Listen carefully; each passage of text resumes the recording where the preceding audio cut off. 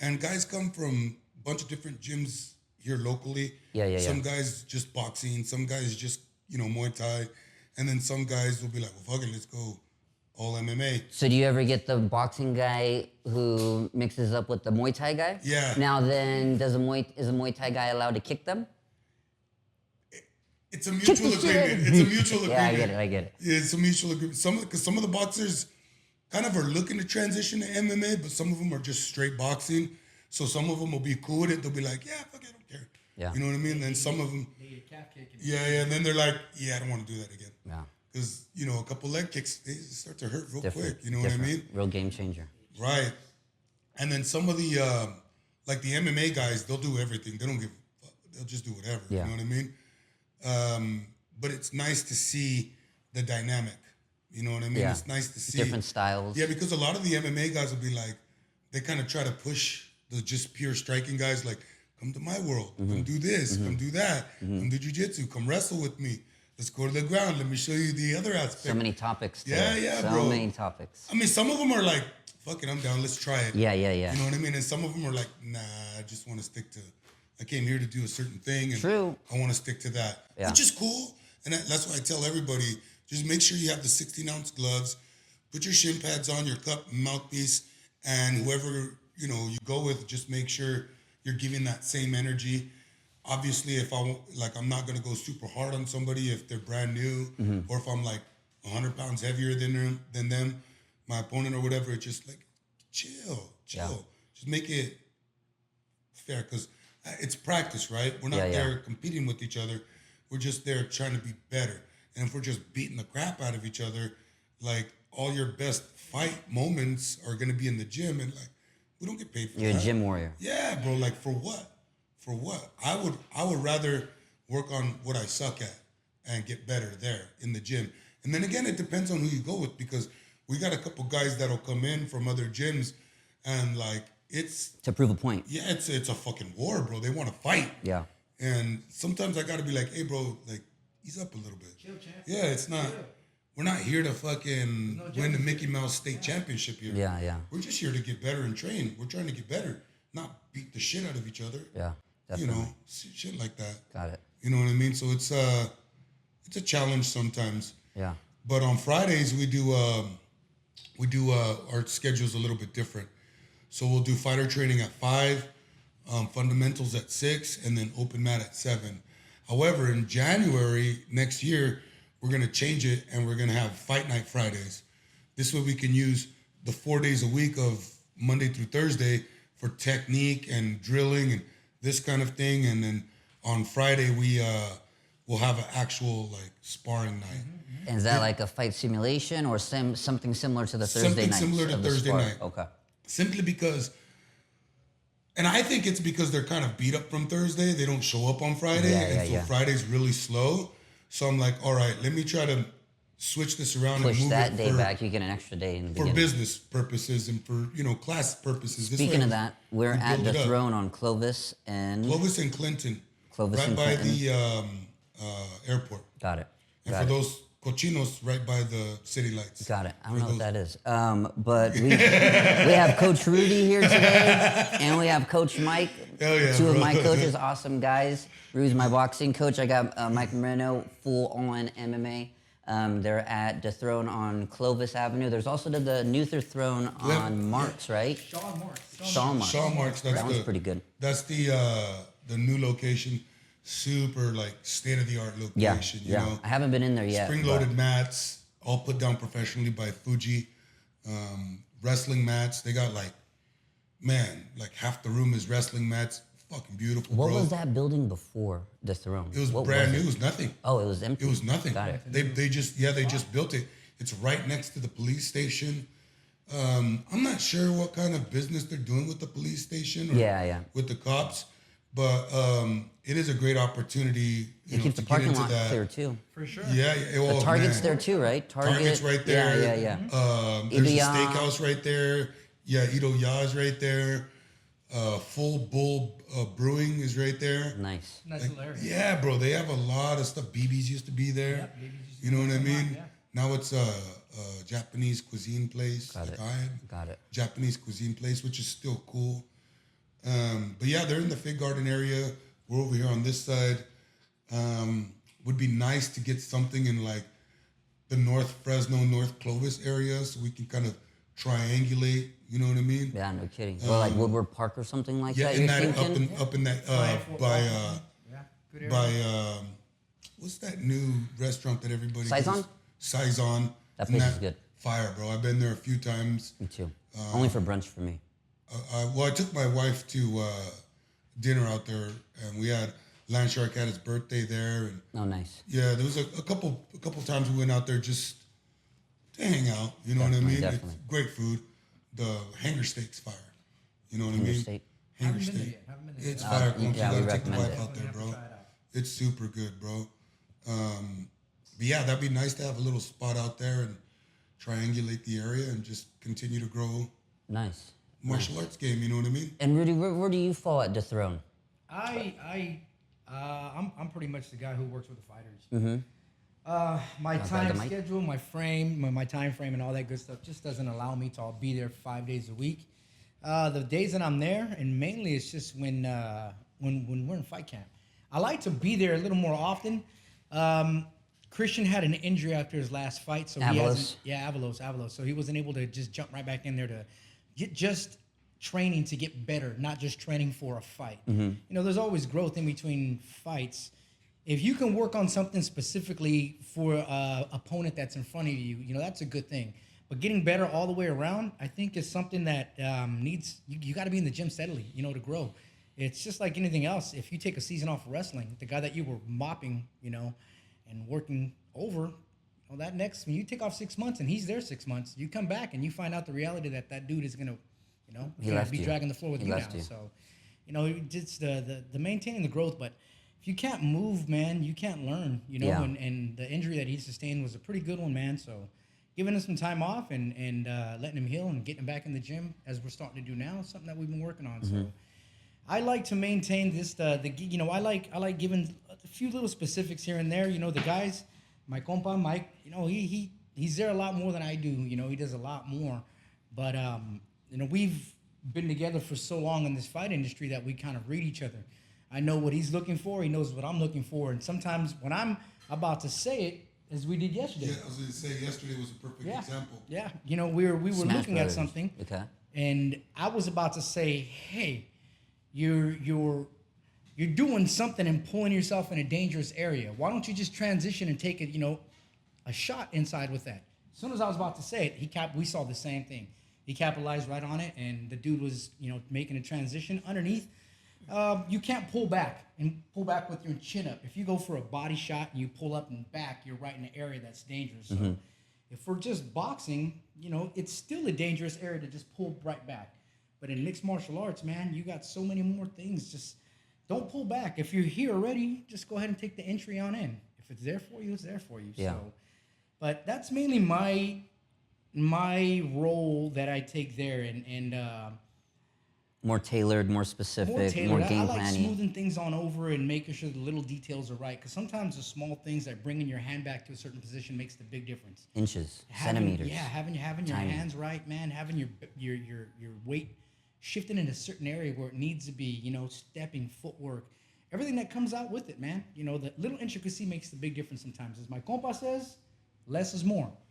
You know, sometimes people do too much, man, and when you're doing too much, you're putting yourself out of a position. Yeah. And that little 2 inches, half an inch, centimeter could be the difference of you making it happen and not happen. Yeah. So I like to say we complement each other pretty well, man. When did you guys meet in MMA or boxing? What was it? Yeah, let's take it back. Let's take it back. Like 20 years ago? So, but you started as a kid boxing. Yes. Yeah, what did you start at, Mike? Wrestling. You started wrestling. I was a wrestler. Okay. Yeah, so I come from Selma Parlier Wrestling. Okay. I kind of had like half and half. Then I graduated from Parlier, and then we started wrestling at Fresno City. And then George Evangelista was actually, him and his brother were actually really instrumental in introducing me to mixed martial arts as a whole. And George was like, "Hey, bro, why don't you come do this jiu-jitsu class with me?" And I was like, "Jiu-jitsu? What the fuck is that?" You know what I mean? He's like, "It's like wrestling, but you can choke people." And I was like, "Oh shit, that's tight." I'm down. Sounds like right up my alley. Yeah. And so that's why I kind of met the whole Buhawi team. So it was Buhawi that. Yeah, okay. that's how I started training like Muay Thai, boxing, jiu-jitsu, kind of all at the same time, which introduced me to my compa Rudy and his dad, Rudy Cruz Sr., and everybody else that comes with, you know, the Buhawi guys. They just had kind of like a reunion, but unfortunately I was working 559 fights, so I wasn't able to make it. But I mean, if you know the Buhawi guys from back in the day, I mean, it's Jasper, it's LeVar, it's Meng, it's Billy George, Brandon Cash, Norm, Yang. Like, there's just so many guys. Telly. Those are like the first Valley MMA group. Yeah, The back first in one. like Okay. John Reedy. John Mike, Reedy. Pat Roberts was with us back in the day too. JP. Yeah, JP. John I mean, there's so many of them, bro. There's so many of them. And if you think about it, a lot of those guys are kind of leading a lot of the teams here locally in mixed martial arts, whether that be behind the scenes or up front. But going back to what my compa was saying about us being on the same page, it's like super instrumental to the gym chemistry. You know what I mean? I think he was being a little humble earlier. What he missed was how he leads the guys in a professional way. Like, sometimes they need help with, like, well, what should I do in this situation? Well, hey man, this is what I would do, and he gives them really good When you're advice. in the cage. Outside of the Got cage, leading them in the right way. Got you know it, what got I mean? it. And you got to get this done. Think about this if you're thinking about taking the fight. It's just little things that a lot of people don't really consider when it comes to fight shit. Yeah, if you will. definitely. You know what I mean? And just how to be a man, bro. You know what I mean? It's huge, bro, because a lot of these fighters lack leadership and a strong male figure in their life, which is usually why they end up fighters, because all fighters are a little bit. But it's something we want, though. We want that leadership, which is why they end up there. Correct. Yeah. And a strong leader is crucial to the team. Yeah, I'm there. I'm the head coach, but it's not just me. It's a lot of guys like my compa Rudy,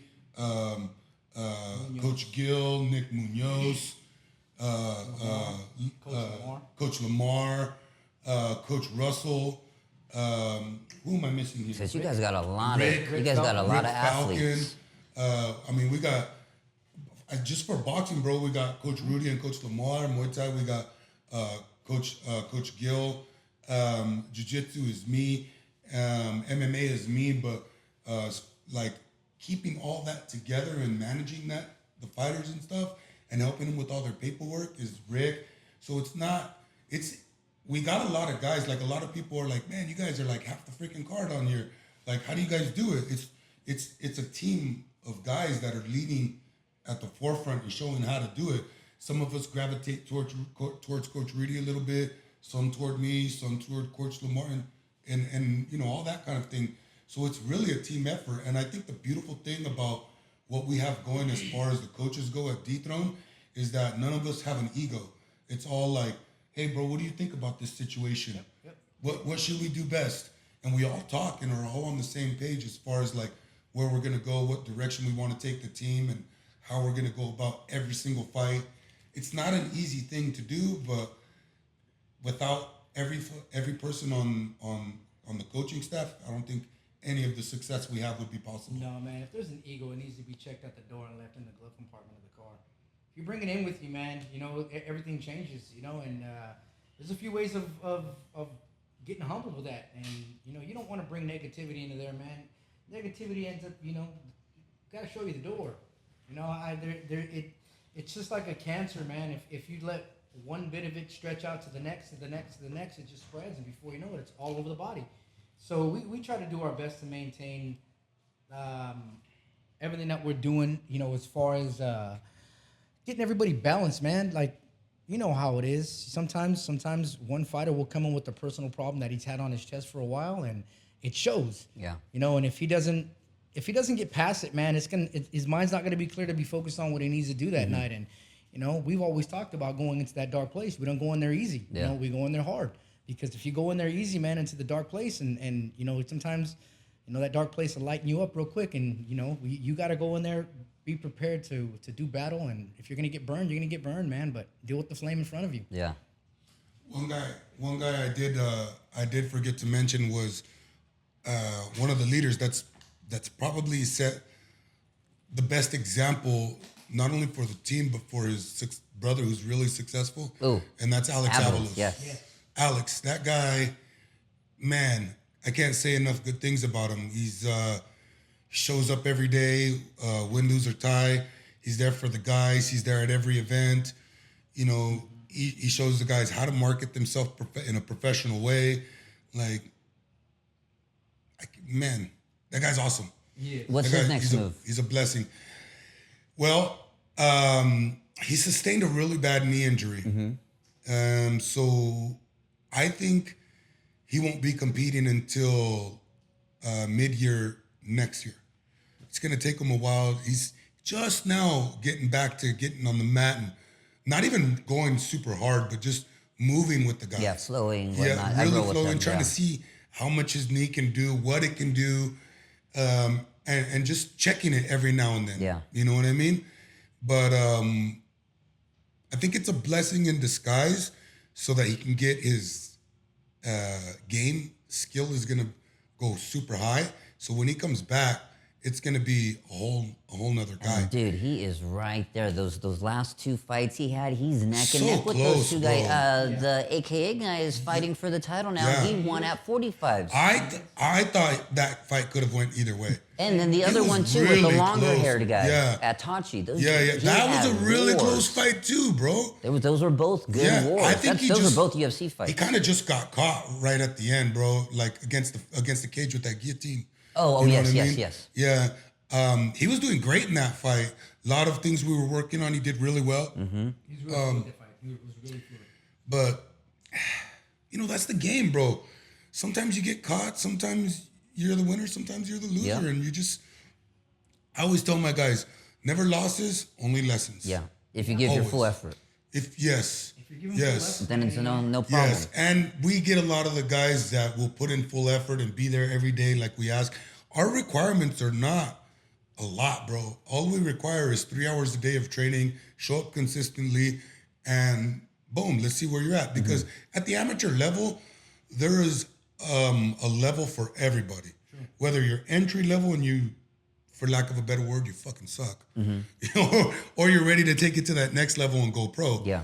And everything in between, there is somebody for you to learn and get better at the amateur level. Very true. You know what I mean?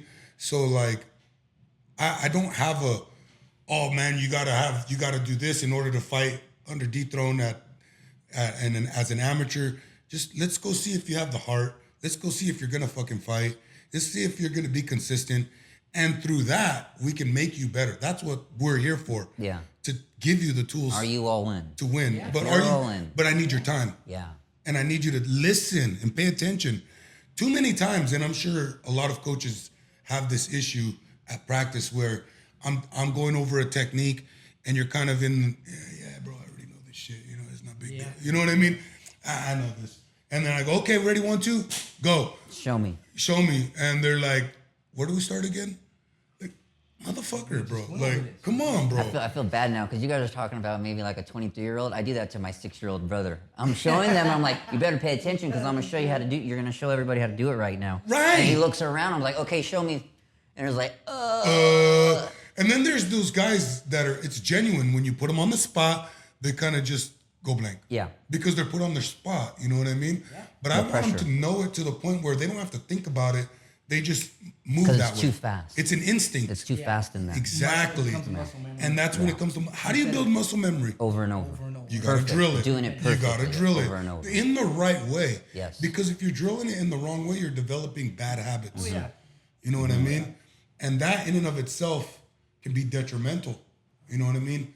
The bad habit of, what happens if I throw a 1-2 and I don't bring my hands back to my face? What's gonna happen right after you throw the 1-2, compa? We're gonna get hit with a counter hook. You're gonna get hit. Yep. Or somebody changes level, comes right underneath it. Before you know it, your legs are your legs are going to the side instead of where they're supposed to be. Correct. You know, and you end up landing on your shoulder and or your hip, and you end up in a bad position. And we all know, I've seen Paul take plenty of people for rides like that. I've seen Mike take people for rides like that. And, you know, when you overcommit, man, it doesn't matter what sport. When you overcommit, you're left with an opening. And if it's a combat sport, man, your opponent is trained, back to what we're saying with the muscle memory.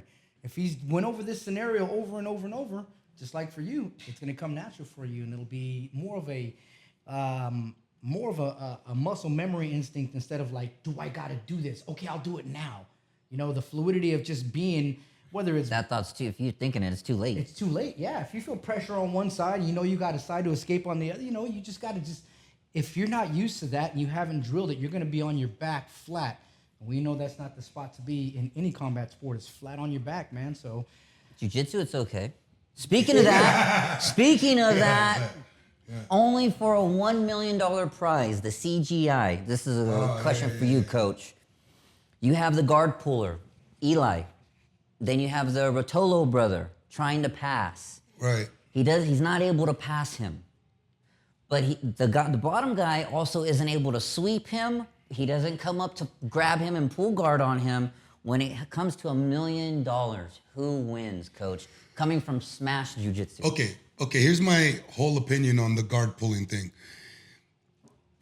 Not for points. Not for points. Not for rules. Okay, but for $1 million. 10 minutes. Well, it depends on the guy.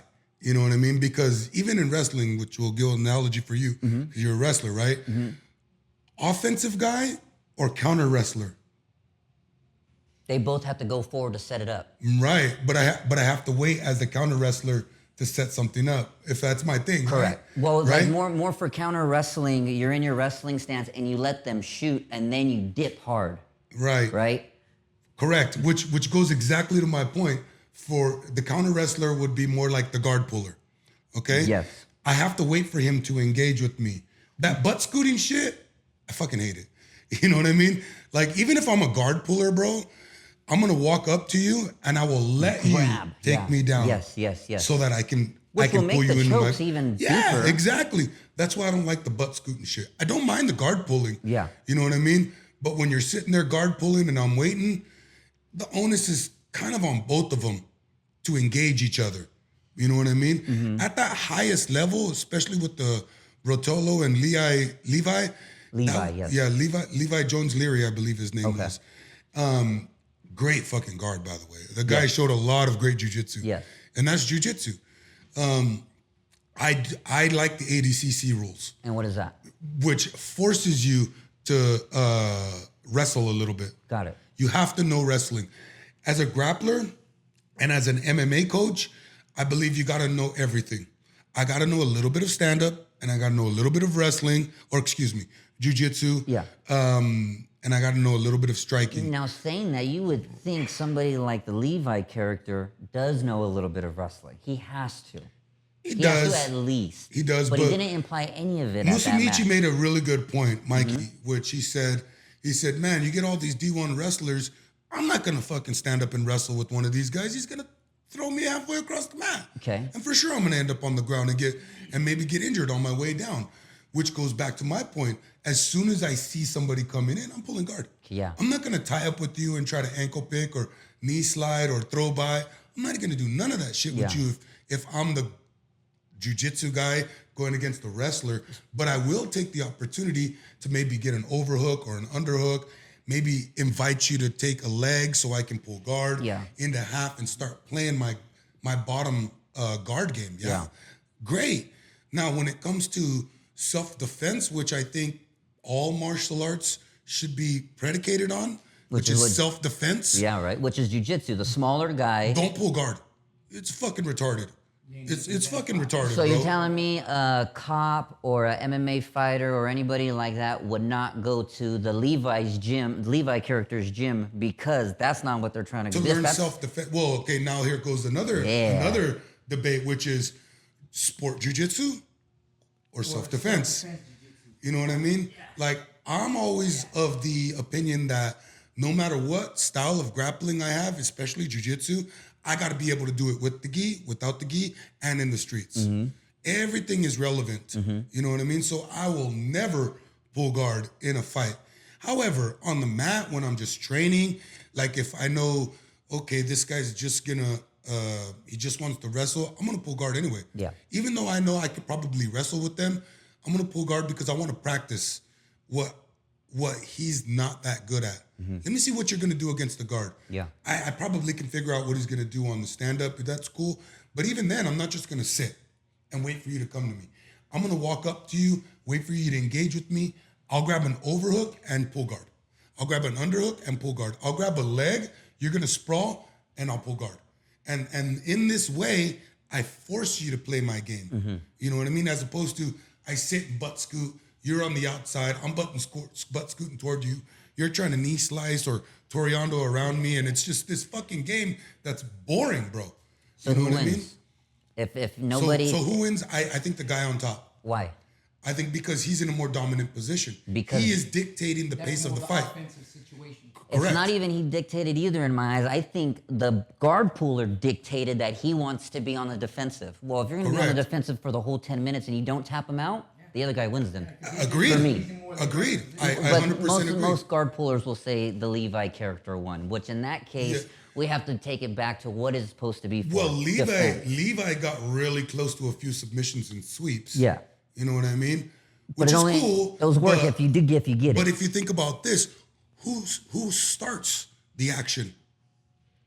The guard guy on puller. top. Yeah. The guy on top because I have to engage. True. So I start the action. So by me starting the action, who's really the guy pushing the pace? The guy on top. Right, right. Which doesn't mean to say that the guy on bottom isn't dangerous, but when it comes to something that's very low in action, So, for example, so if you got the guy on the bottom and the guy on top, the guy on the bottom is more the aggressive one, but the guy on top is more aggressive. The guy on the bottom is just stopping his attacks. The Yeah, guy on the and top trying is to still counter. and trying to counter. But if his counters are not successful, nothing ever happens. nothing happens. Which- But the aggressor should be the one that has awarded the points because he's looking to actually create something. Correct. Which in To me, which in the is the one who's IBJJF they passing. would do one of these and give the guy an advantage. Got it. Which is not necessarily a point. Just says he almost passed, or he almost swept, or he Recognizing the almost effort. submitted. It's recognizing of the effort. Correct. Honestly, in my opinion, on that match, it should have went no time limit, submission only, until the fucking end, until somebody actually won, so that there's no like controversy like we're having right now. Oh, did he win because he was on top, or did he win because he was trying to? There's no controversy. It's like this guy won for sure. Yeah, no time limit. How long For $1 million, For $1 million, it's a lot. I'd have said no. The finals, no time limit, sub only. Let's see who wins. Yeah. But it Because is a now good point. this brings in the variable of conditioning. How much conditioning do you have? How long can you go? And I think both of those guys can go forever. Yeah. Now the match right before that, Rotolo and what's that other wrestler guy's Nolf. name? Nolf. No. The Penn State guy? No, not Nolf. It was the guy from Daisy Fresh. No, he looks like Nolf. Tackett? Tackett. Tackett. That was a fucking amazing match. Did you guys see that match? Yeah. Oh my gosh, Yeah. that was probably one of the best. That should have been the finals. 100%. That- Well, the final should have been as exciting like that, which goes back to no time limit. Was it just stylistic matchups? No, Tackett didn't pull guard.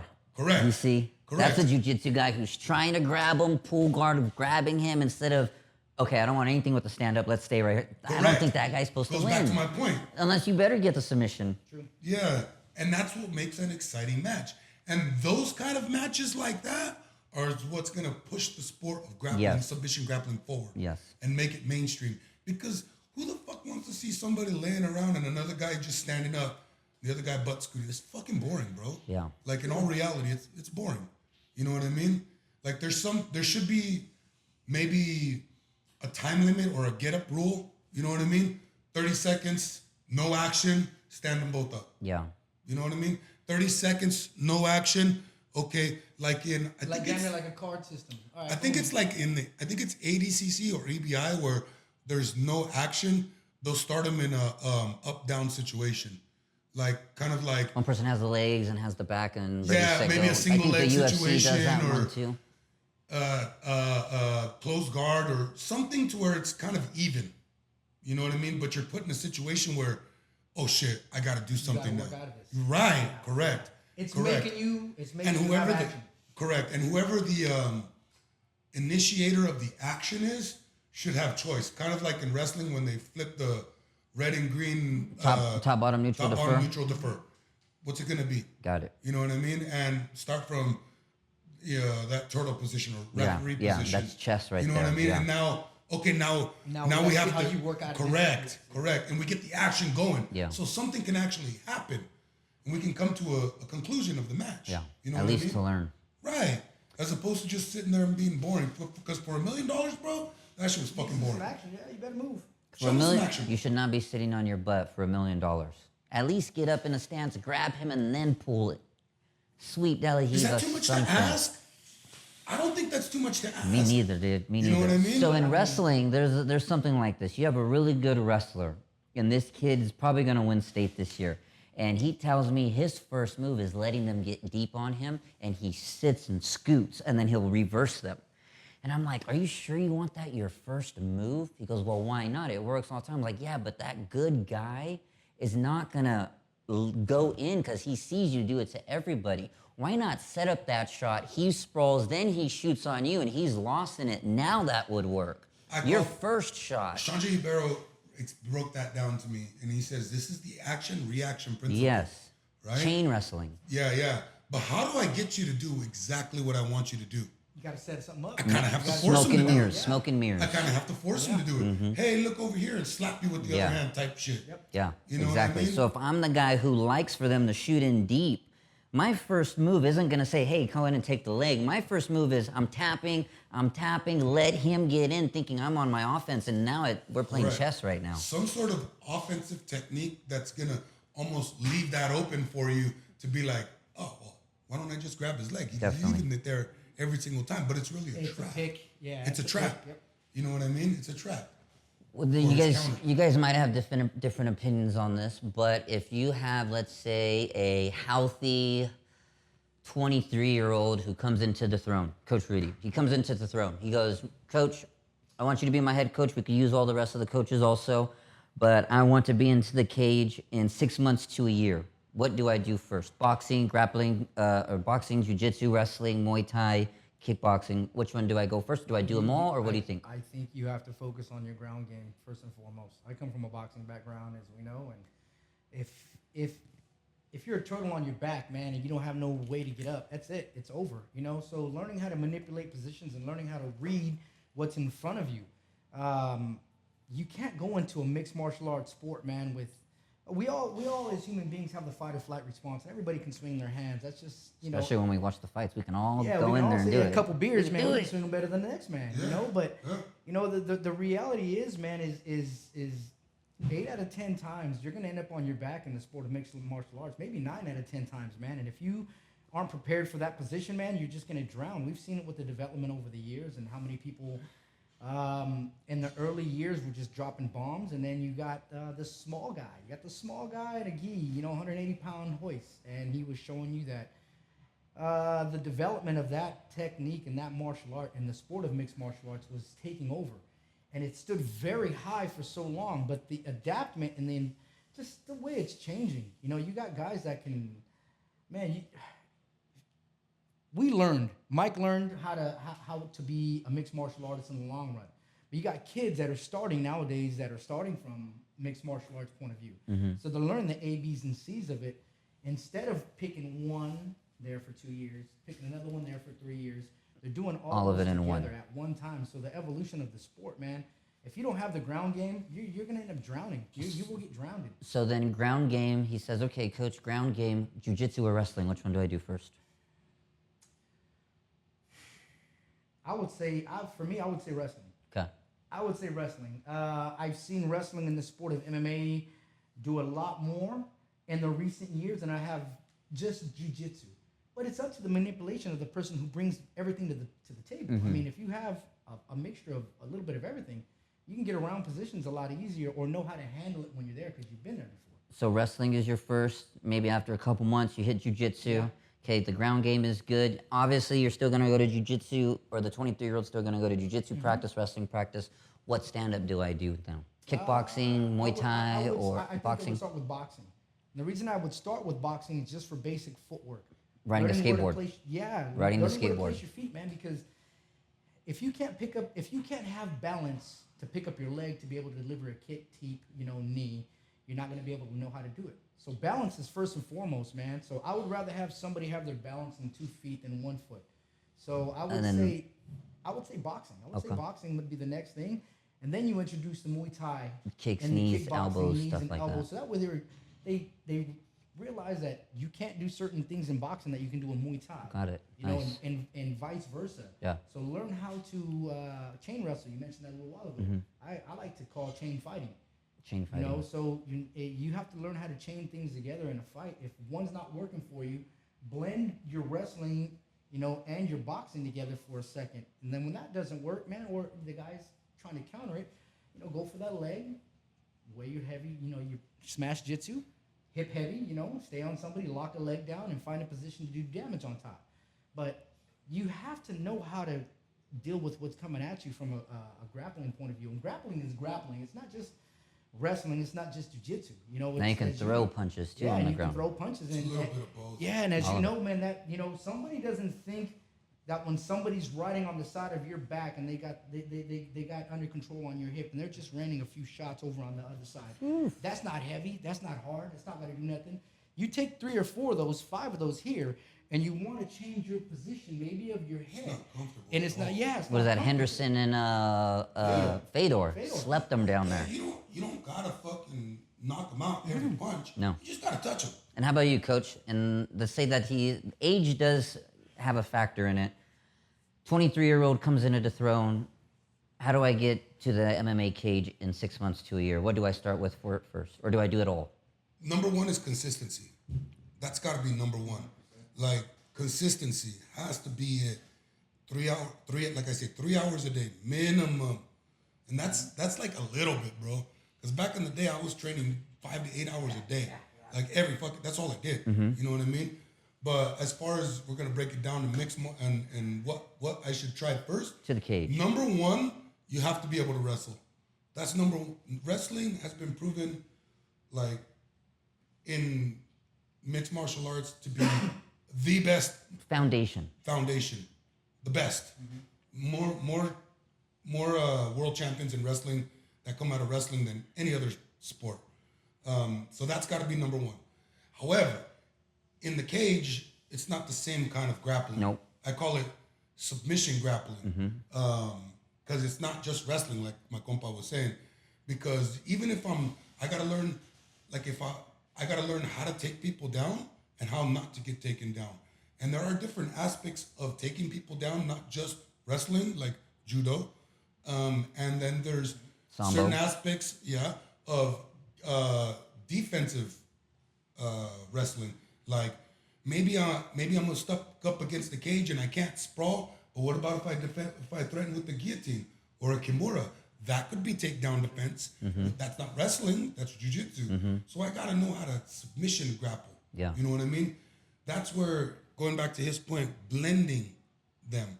And I think that's going to be the evolution of mixed martial arts as a whole, moving forward, which is blending. Who's going to be able to blend the style together? And what is your style? I don't got to be a kickboxer. I don't got to be a boxer. I don't got to be a wrestler. I don't got to be a jiu-jitsu guy. I got to be a complete mixed martial artist. And you know what I mean? Even for what he was saying with the wrestlers, wrestlers don't have a wall to deal with. Well, yeah, because once they go out of bounds, that's it. That's they stop. it. It starts back over. You get back to your position. There's no sport that teaches wall work. No, that's There's a no sport. That's a teaches sport by wall work. itself. That you have to learn that in an MMA sport. You know what I mean? Which is why we drill it religiously at the gym. Yeah. Like yesterday, we literally drilled wall work for like an hour and a half. And that cage sucks. That's all we do. That cage That's all we sucks. do. So the cage can be your friend or it can be your enemy. Yeah. How are you going to use it? Do you even know how to use it? You know what I mean? And even for a wrestler, when you're on the cage, they don't always know how to get off the cage or how to use the cage. However, if you can Link it to jiu-jitsu because the wall is like the mat. And when you're on the wall, you got to move as if you're on the mat. Yeah, slimy. All the rules still apply. So when I'm on the mat, do I want to stay flat on my back? No. No. I want to be on my side. Shrimp. How am I going to hip escape? How am I going to escape? It's by being on my side. The same thing on the wall. Can I stay flat on my back? That's actually a good question. And expect to defend takedowns? No. They're going to probably end up locking their hands, taking you for a ride. I have to get sideways. And I have to go left and right Shift and those left and hips. right so that I can start making space to defend the takedown. Literally, the cage is the mat, but on your feet. You know what I mean? Got it. And a lot of guys don't even understand that perspective. No. So when it comes to, what would I have to do first? Wrestling, so grappling and then striking if I'm breaking it down real slow. If I'm breaking it down a little bit further, and I'm going to give you my top 4 because it's all broken down into 4 major martial arts, if you think about it. And that's wrestling, jiu-jitsu, boxing, and Muay Thai. Those 4 are the major brands of mixed martial arts. If I can learn the fundamentals of those 4, then I can start adding in judo, sambo, taekwondo, and all these other fancy things. Yeah. Right? Yeah. But those 4 have to be my foundation. Got it. And once I can establish my fundamentals in those 4, then I can start to develop my own style. And I can start putting things together. That in and of itself makes the fighter and their style. True. It's just like music. I can show you the keys, but you got to come up with the note, with the music. Itself, yeah, the rhythms. You know what I mean? Yep, very true. Got it. Just like that. For the fighters, mostly for the pros, but amateurs also, do you guys do a nutrition plan or anything for them? Or you guys let them do their own thing until it gets really close? Or how does that go? Because that does play a big part. Yeah, it plays a huge part. It depends on the guy. Especially those last 5 pounds. Do they gotta cut weight? Do they gotta gain weight? Because we got some guys that are kind of small for the smallest weight class, and some guys who are a little bit bigger for the weight class that they should be at. Yeah. You know what I mean? True. If they're a little bit bigger, I start giving them advice on fasting, especially because not only is fasting healthy for you, but it'll help you get down in weight Trim the baby fat. slowly and not to where you feel like drained. Yeah. You know what I mean? And I start with a very easy fast. You know what I mean? Like 2 meals a day, 6-hour window. That's super simple. Yeah. You know what I mean? Just a big 6 hours is a big window. You know what I mean? Timing with it too. Yeah, Timing and I also. explain to do it during the day, not at night. Try to stay away from the bullshit. At first, I tell them eat whatever you want in that 6 hour just to make it easy. For Yeah. Then the closer it gets, I'll start telling them, okay, you got to start taking away those sodas and those juices and certain things. Yep. You know what I mean? Lighten up on the sodiums. Yeah, easy on the sodium. Start closing that window of eating time. Then it gets down to 1 meal a day, 4 hours, a 4-hour window type shit. So we're doing 20-hour fasts, and it depends on the guy and how much they have to cut versus their mental fortitude, because not everybody has that. Yeah. Jocko Willink says something that was profound for me: discipline equals freedom. You know what I mean? And if you got the discipline, then you'll have the freedom to do a little bit more things. I can have that, ice cream if I wanted to. If I'm really disciplined and I'm making really good progress, Yeah. I need that little sweet tooth. Go ahead. You know what I mean? And it could be anything. Like you Definitely. said, everybody's body is different. Everybody's gonna react different, man. Sometimes you got guys that will come into the fight week 12 pounds over. You guys got some guys that are 3 pounds over. The guy that's got 3 pounds has, like he said, you got a little more of a window. But still, man, that one slip up in the week of, so I'm constantly the week of and the weeks leading up to, I'm constantly asking, what's your weight? How you feeling? How do you feeling? Yeah, those 2 questions. And if you've ever competed, the last 2 days before you hit the scale and you're able to rehydrate, those same questions that get repetitively asked over and over, they get annoying. And everybody's, how do you feel? How's your weight? You ready?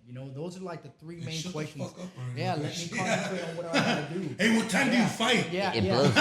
Or you got I hate that one, or bro. you got any tickets? Any tickets? Oh, yeah. Can you Got hook it. me up? So there's a lot of factors that going into that, man. And your stress levels, man, can make you actually your body will tense up, and you might not let go of that extra pound that you need, man. So stress. Yeah. everything needs to be done as correctly as possible, because we all know you can write this shit out, man, and do it 10, 20 times over 100. But there's all kinds of factors that come in and out during that fight week. Yeah. And, the fighter has his own job to make that weight and to be disciplined within himself in that week. Coaches, we all got other jobs. We wear different hats. Yeah. I'd rather go take these shirts to this guy for you. I'd rather go make this run. Let me drop these tickets off over here for you. Let me get you a ride out there. So that way they don't got to worry about nothing about their job. Their job is they got two things to do: make weight and then fight. It blows my mind when I watch the UFC embedded, like Amanda Nunes, and her and 10 coaches are in the hotel room, and she's sitting there crying, and they're all like, "What else do you need?" and blah, blah, blah. It's like, that's so much stress. She has to like talk to them, so much energy coming out. I'd rather just do it by myself. I know what I gotta do. I have to do it. Maybe that's just me, but That's what happens when you wait for the last minute to make weight, though. got it. They're You know what trying I to mean? motivate you. Or you're cutting, like you said, that the week of, they're still like fucking 20 pounds over. 15 Yeah, pounds. yeah. That's fucking ridiculous, bro. Did you guys see the girl who was shaking? Yeah. The UFC girl? Yeah. I'm not a big fan of that. And Me you neither. know, Me neither. Sometimes, Fuck, bro. sometimes there's How factors. you gonna fucking Miss weight and then twerk in her face when Yeah, bro. Did she And then miss when weight? she missed weight. Oh, I didn't know she not missed only the did weight. not only did she miss weight, but she's fucking shaking. She was shaking she out. could not even walk by herself. And the next day she's over there dropping it like it's hot in the girl's Yeah, face. and then she's over there twerking on a bit. Bro, that's thoughty fucking. Yeah. That's thoughty shit, bro. Like, get the fuck out of here with that Yeah. shit. You're a professional.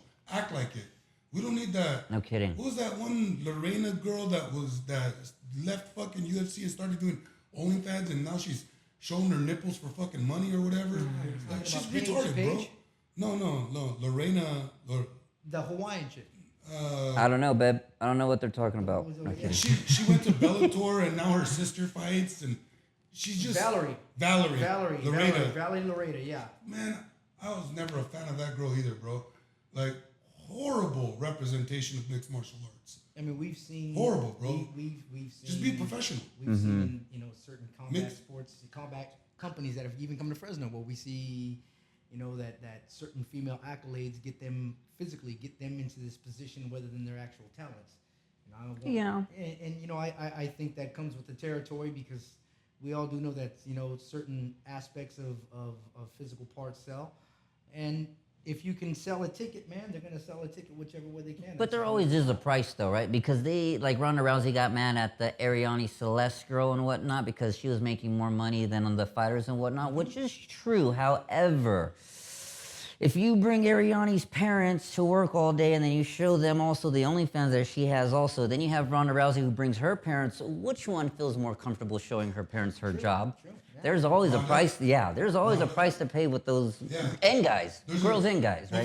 There's a reason why they're not proud of what they do. Yes. Because or show their dad or bring their parents to work, because if you're not proud enough or have the integrity enough to bring and show your dad or your mom what I do for work, then it's probably shady. Yeah. You know what I mean? Like, drug dealer ain't gonna be like, "Hey, pops, come with me to work to the trap house." They're not proud of that shit, bro. No. You know what I mean? It's like, it's retarded. So that is the price they do pay for the dollar. Integrity. Yes. Their integrity and their name. You know what I mean? Like, it's fucking retarded, bro. Yeah. I don't like that shit. Same You know here. what I mean? And I don't encourage our fighters or any of our people to go down that road. Like, there's other ways to promote yourself. Yeah. You know what I mean? Like, just be a good fighter. How about that? You want to go be a fucking thotty? Then go be a thotty somewhere else. I want to retouch on something we were talking about with which sports you want to bring on in. Which sports do you use and what you go to. Once again, man, it's wrestling. Because wrestlers got back to the cut weight thing too. Yes. Because wrestlers got to cut weight Yes. constantly. Since 8 years old. Constantly. 10 years old. You know what I mean? Right. So when I couldn't have the hot dogs at daycare because I had to make weight that Friday. Yeah. I hear you, bro. When I've been doing this you've since I was been in fifth cutting grade. weights that long, you're used to that. When you got a lot of athletes that don't come from that sport, that don't have to do that. And if it's doing it, man, you don't do it very often.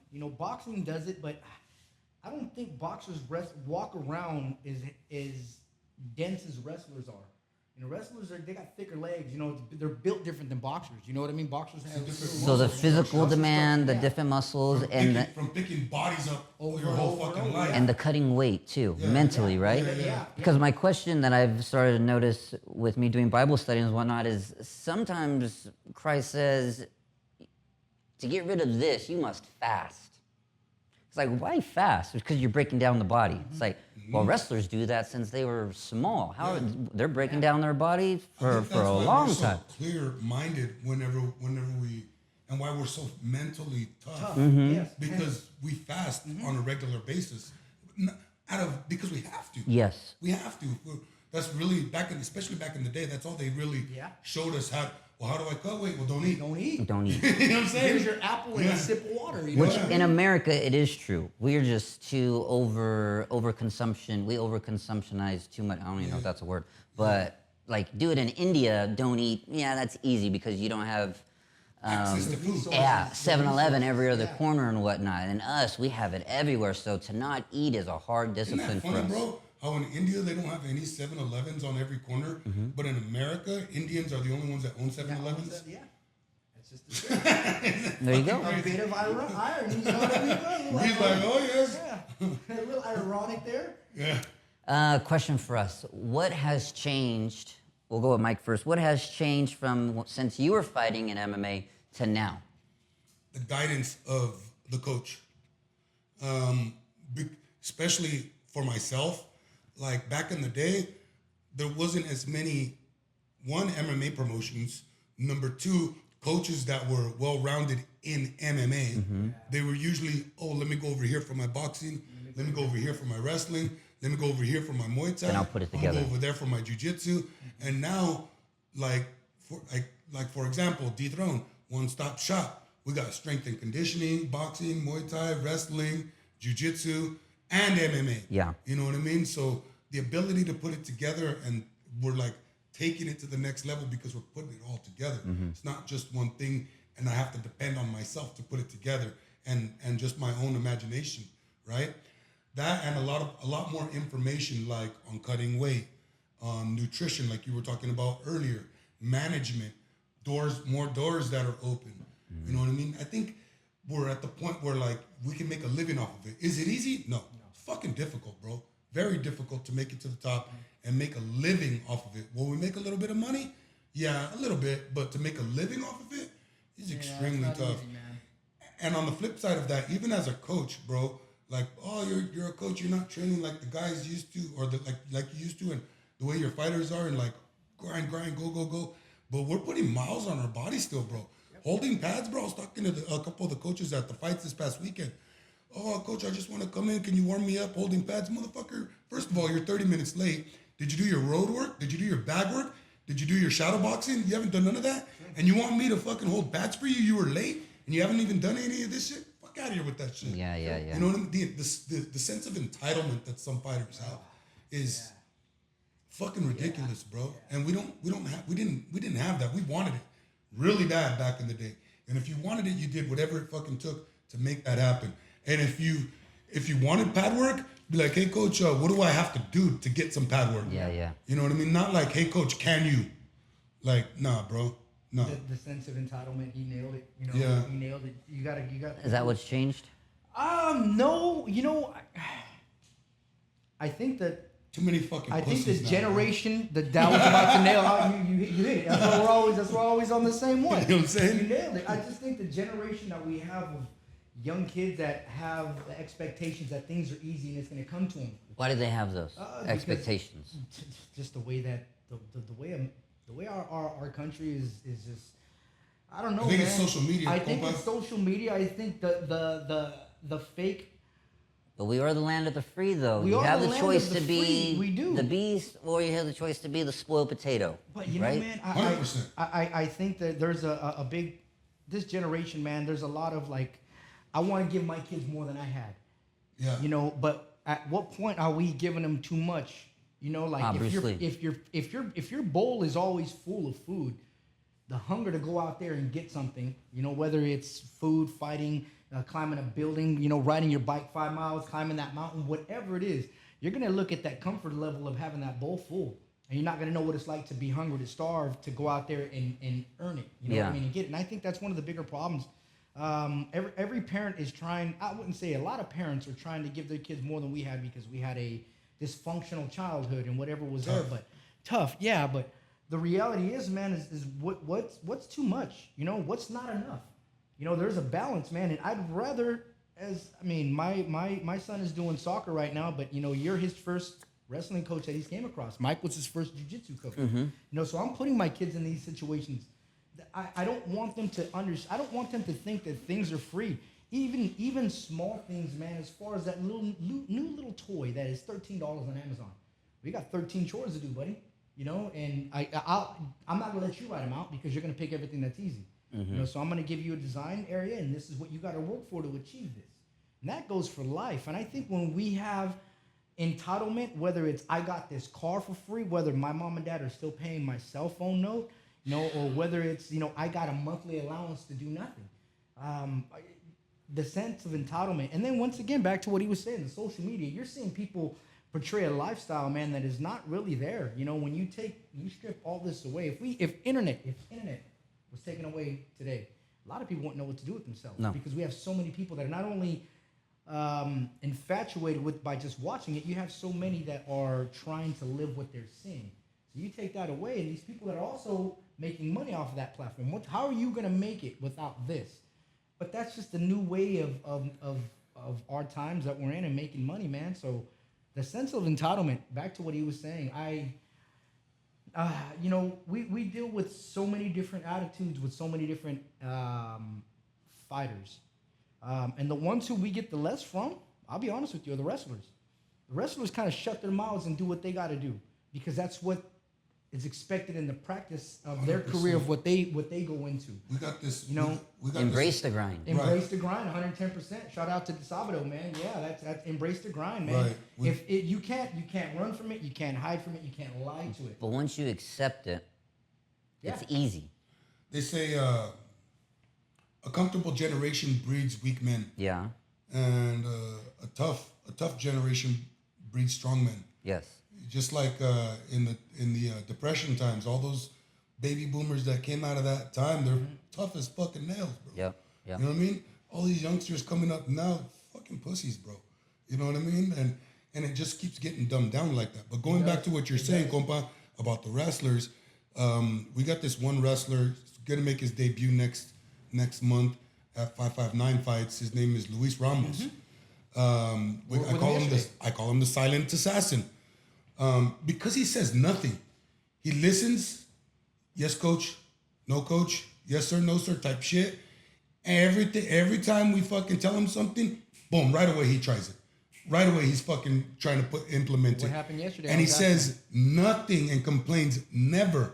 And he just fucking shows up every day and works and grinds his fucking ass off, bro. And that guy has improved leaps and bounds. Yeah. Yesterday he had a really successful day of sparring. And this guy's a wrestler, bro. Zero striking, bro. Like zero. But yesterday, he fucking was landing, bro. And every time me and compa were like, hey, put that hook behind your straight. And he would throw it, and he was landing, bro. Yeah. And he did a really fucking good job, bro. You know what? He came into his striking with nothing but a level change. Nothing but a level change. Bro. Nothing but a level change. And a southpaw position. Nothing but a level change. And he's keeping southpaw. Yeah. He's probably a righty, but he's used to his right leg being in front for that shot. Correct. You know, so he's so comfortable, bro, with being in that position that I told him, look, with that level change, man, you know, everybody's still expecting you to go to pick at that leg.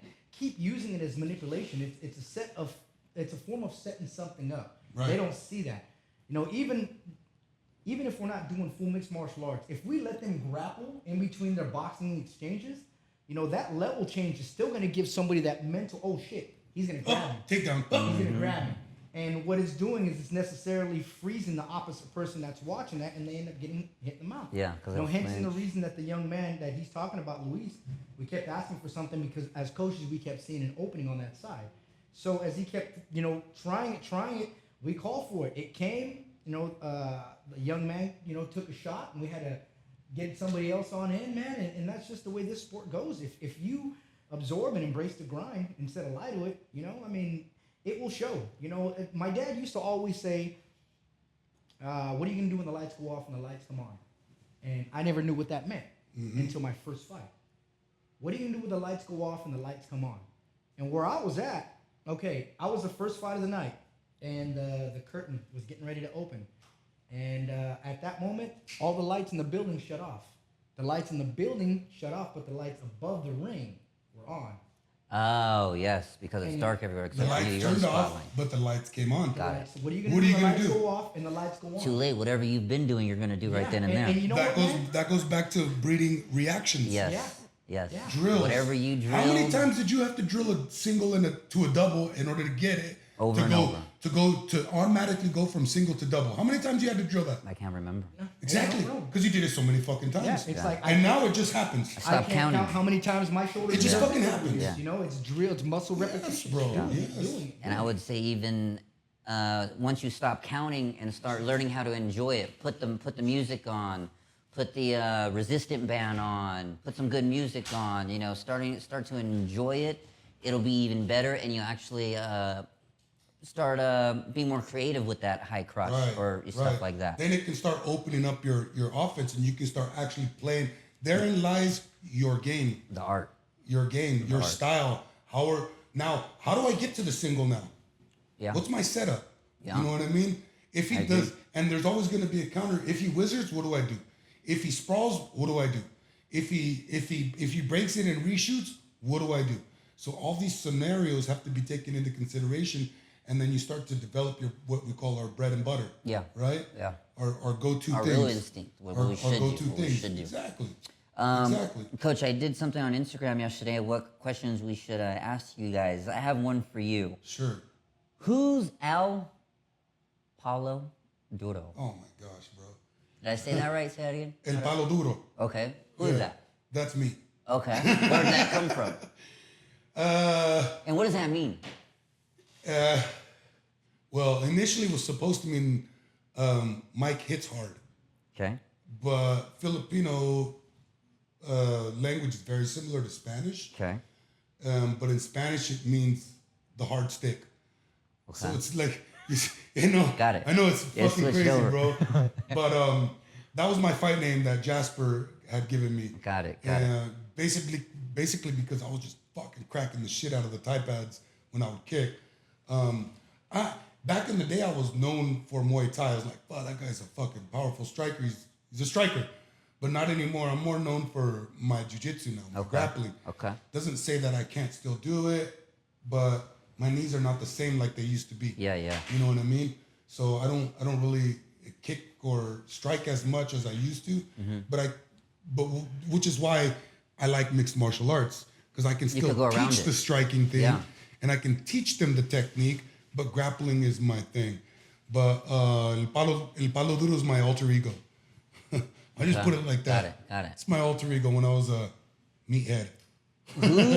Who's the easiest fighter to work with? It could be by discipline, which probably the wrestler maybe, or age. Maybe a kid's better than the 40-year-old who's trying to learn new tricks, or a specific person. I got an easy one for that. It's the guy that's humble and willing to be coachable.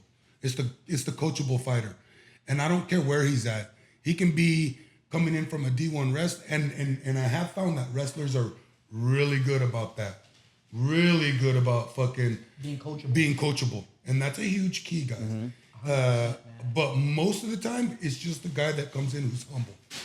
If you're humble, and some guys, I've had wrestlers who, I'll do this. I'm a wrestler. I don't need that jiu-jitsu as much.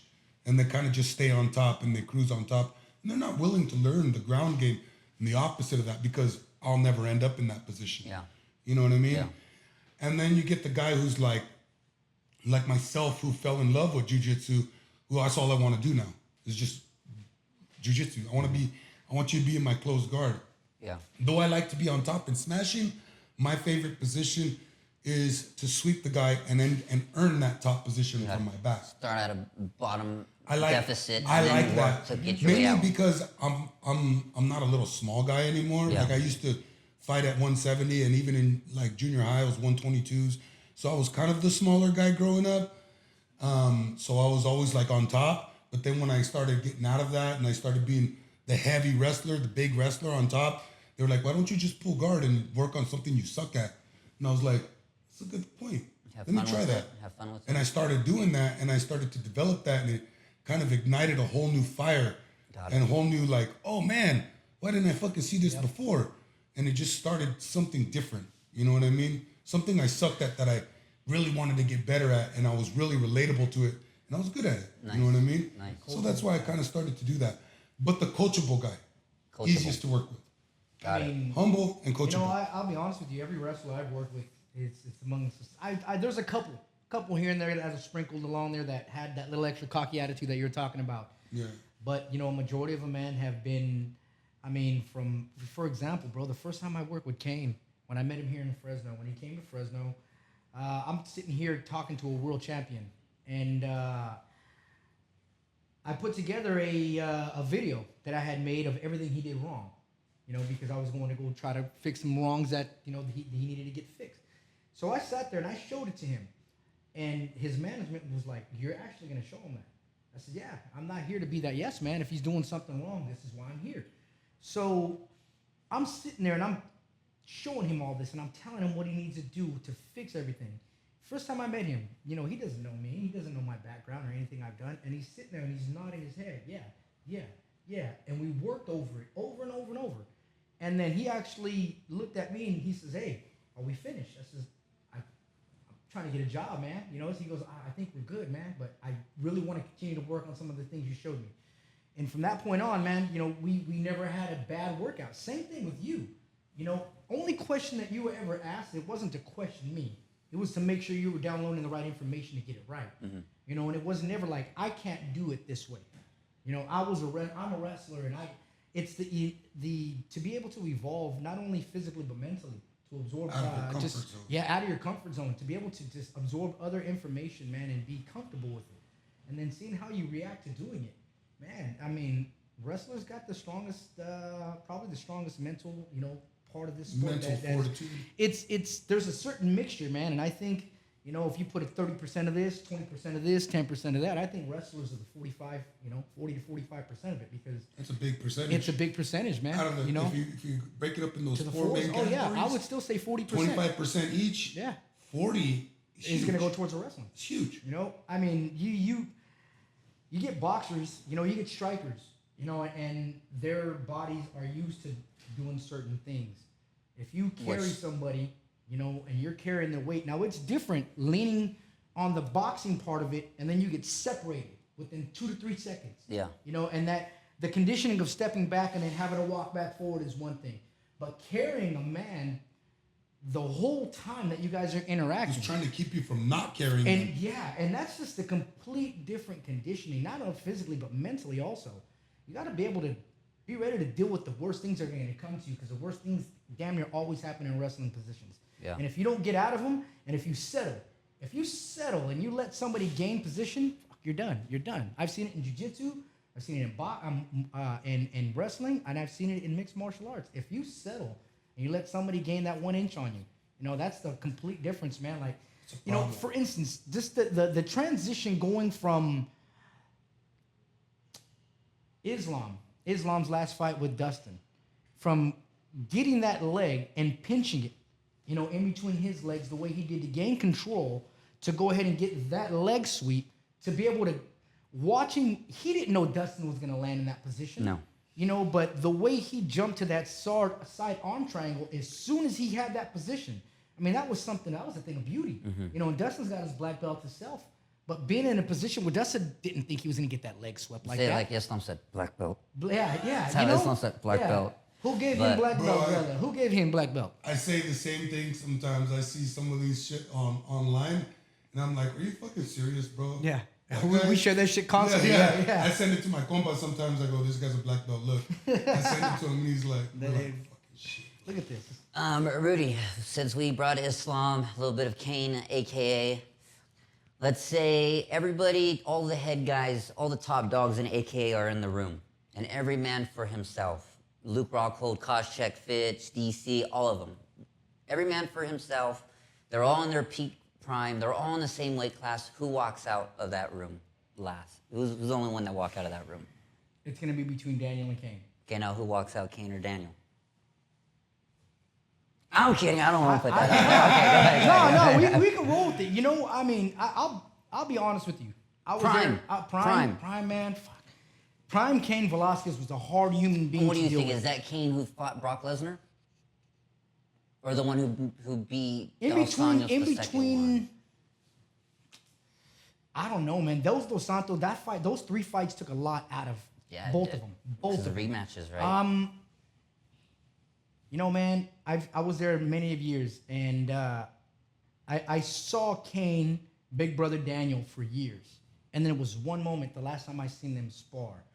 At the end of it, Cain was the bell had rang. Daniel got up and left, and you know, Cain was ripping his gloves off, slamming him on the floor, saying "fuck," and He caught up. yeah, and it wasn't caught nothing up. like after that ended, Cain got up and, you know, washed himself off, and, you know, he went up to Daniel, and Daniel's like, man, I'm sorry, I didn't mean to be, you know, he's like, no, you're ready. Yeah. You're exactly where you need to be. And you need training partners like that. Yeah. That wasn't. He was mad at it himself, was not mad at his partner. It was damn near a passing of the torches. And the reason that Daniel never went to heavyweight in the UFC Because he was holding his is title. because it was Cain. Cain was a During that time that they were sparring and they had that session, where was Daniel and his at that time? Was he still in Strikeforce, or was he No, he was in going? UFC. Was he I was butting heads saying- with John Jones? I yet? was saying we were getting ready for our second fight with John. Got it. So it was, I would say that was probably Daniel's peak. You know, that was probably Daniel's peak. You know, we had a couple of other fights after that, and you know, that thing called Father Time, I don't care who you are, man, it will catch up with you sooner or later. Every day he puts his hand heavier on your back, you know, and there's nothing you can do, you know, but you can't just lay there and accept it. But sooner or later, Father Time is going to do his thing. You can't buy more of, no matter how much money you have, is time. It's time. So, you know, watching those guys, man. Now, if I take those 2 away, and I look at the Khabibs, the Islams, Throw Luke in there too. Go ahead the and throw Lukes. Luke in there. I'd say Khabib.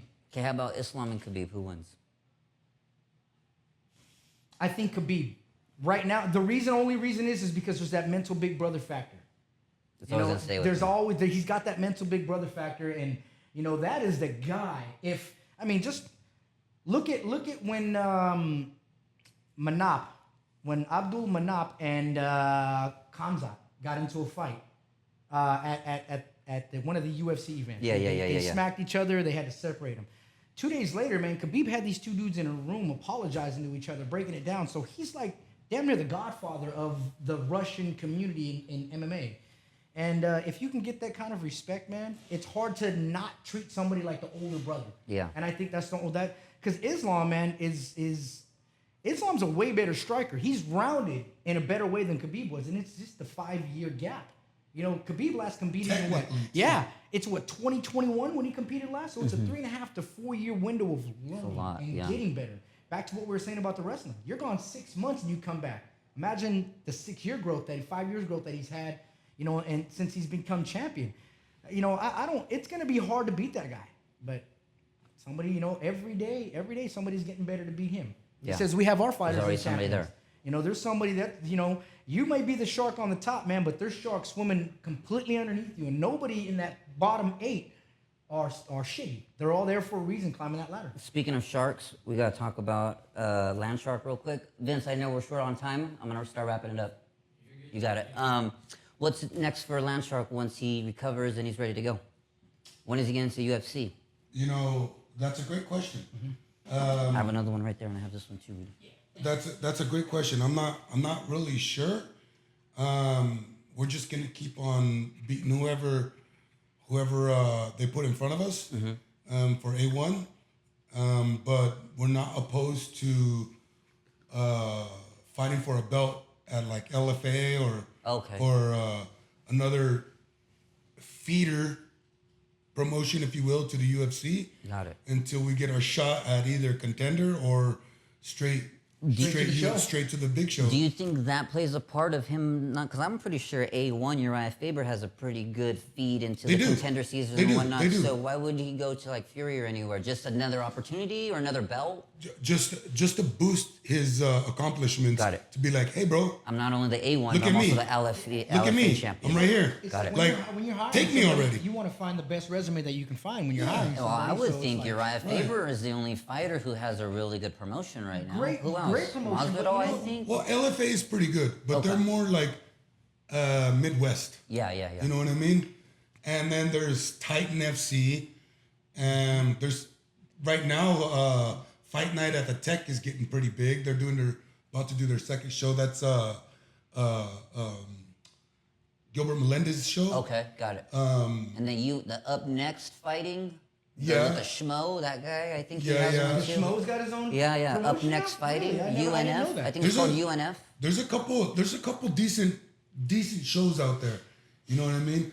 But ultimately, the goal is the UFC. Yeah. We want to go to the big show. Why? Well, because it's like why do you want to go to the NFL? The big paycheck.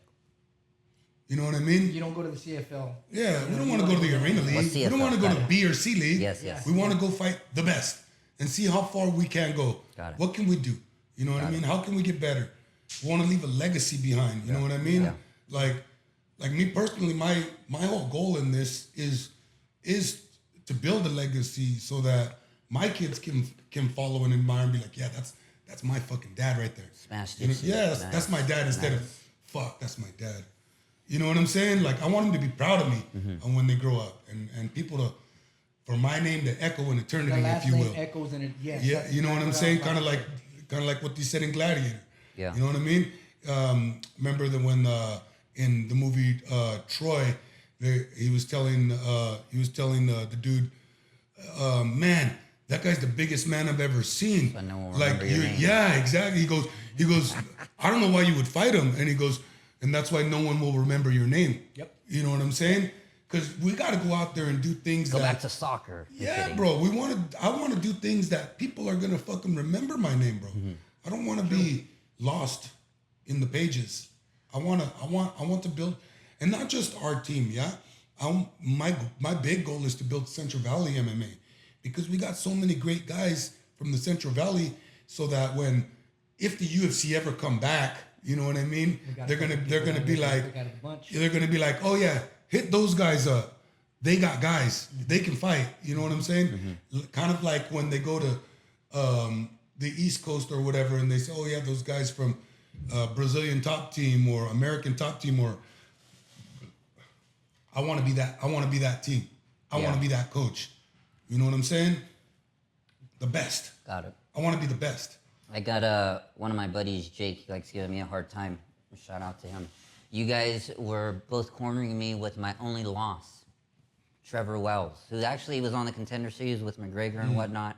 And he says, ask Coach Mike and Rudy what they would do to switch up the game plan against Trevor, knowing what they know now. As in knowing that I couldn't take him down and stuff like that. Is there anything different? Yeah.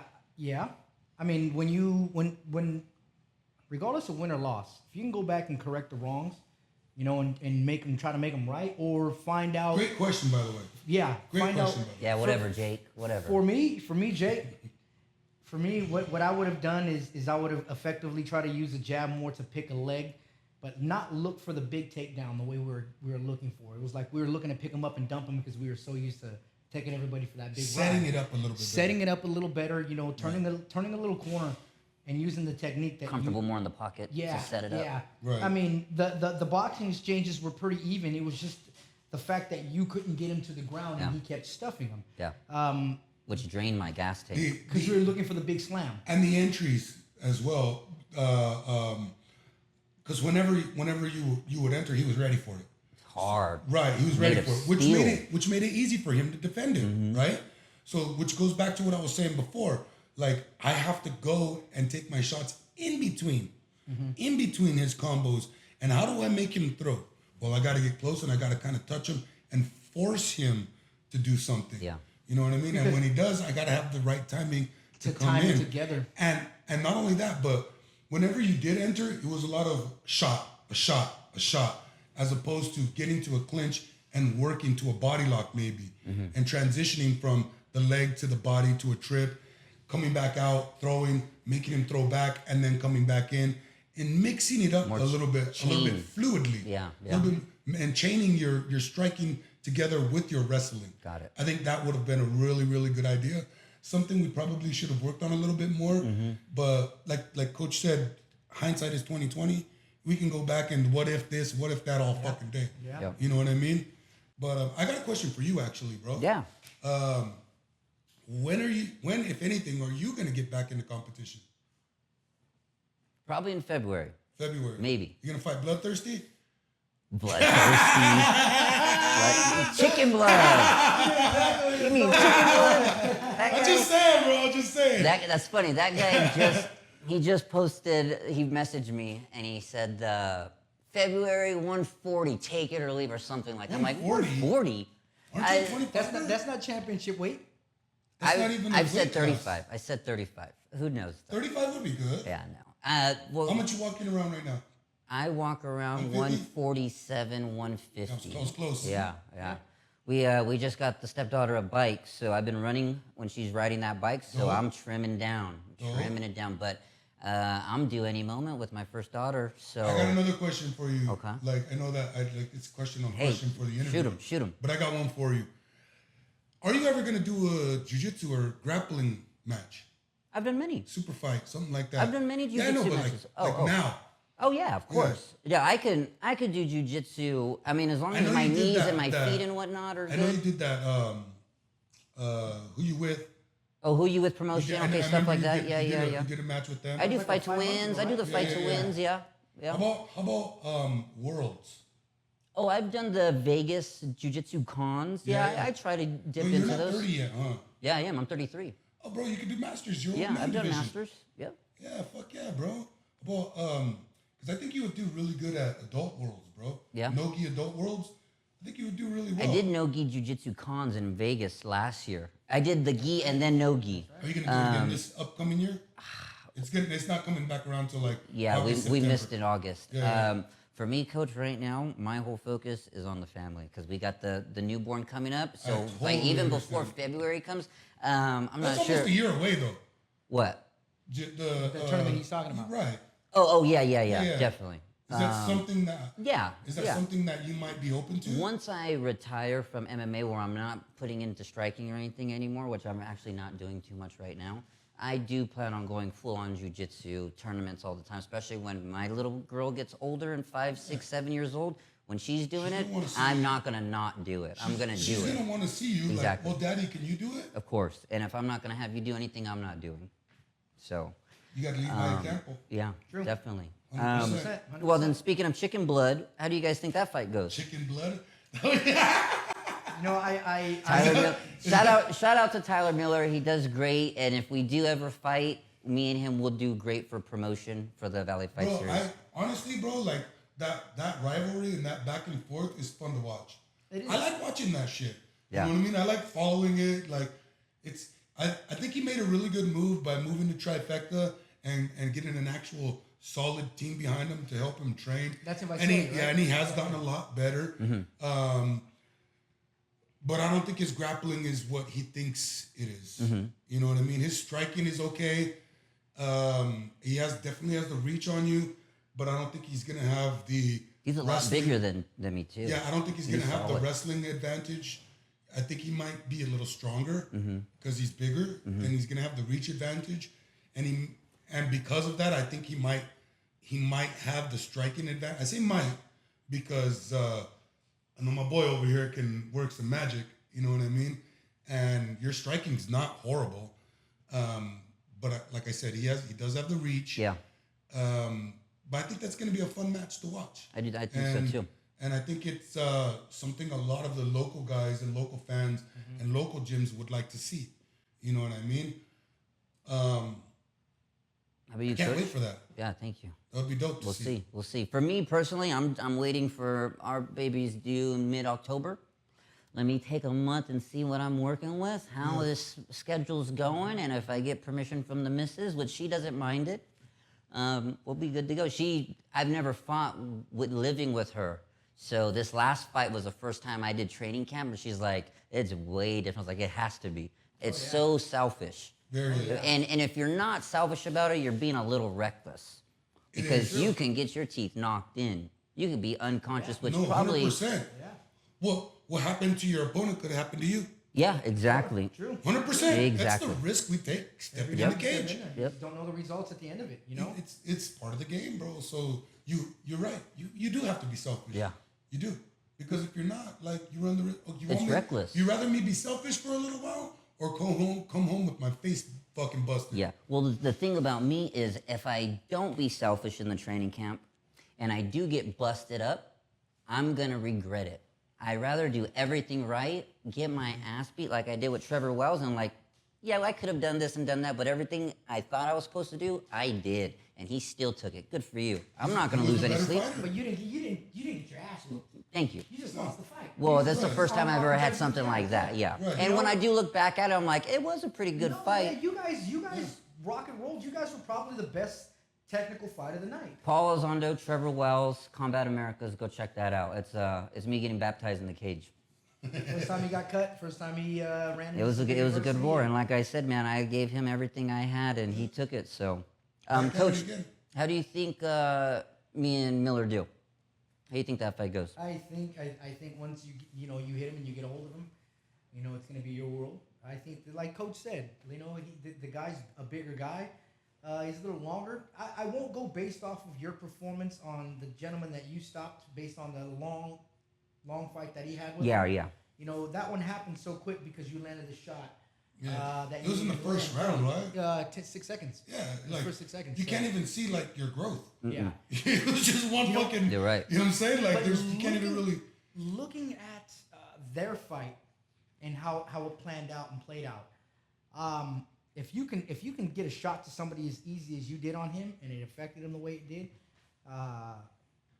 the other factors that come into the game, and I see you more superior in a lot of areas than him.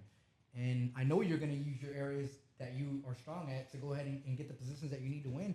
I see you winning that fight. Nothing's easy. It could be an easier than expected evening for anybody. But I mean, as a coach, I as your coach, man, I have total confidence in what we're going to put together if that fight comes in front of us. Yeah, nice. And that's the way I think a coach needs to go in there with his fighter. I know what you're capable of. I've seen it. I've been there with you over the years, and I know who you are. Everybody else, this guy, I've seen him fight a few times, but I don't know who he is. When we see the grit of the character, when you see the fight, you get to see the true grit of the character and who they are. I know who you are. He's got heart, bro. He's got some heart. We're about to find out, Coach. Yeah, We're about to find out. I've seen him go through like adversity, bro, and he doesn't give up. He doesn't give up. He fought through it. You know what I mean? Yeah. I just don't think he's as technically savvy as you are.